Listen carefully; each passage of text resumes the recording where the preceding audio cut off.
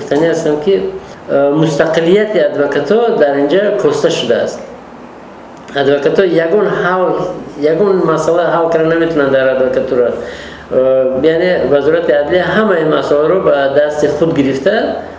آینده میبینیم که ادوکاتا کنی چیکار کردن میتونن در این مسئله. حاضر که در وارد کردن تغییرات قانون ادوکاتورا، قانون اساسی ادوکاتورا که سخن ادوکاتورا یگون کس نپرسید و گوش نکرد، در آینده با فکرم ادوکاتورا یگون سخنشون رو گوش هم نمیکنن، یگون مستقلیت هم حس کرده نمیشه. کسی که از طرف محکمات دولتی چیزی که نسبت به ادوکاتا وارد میکنن همون قابل قبول شدن میگیرد.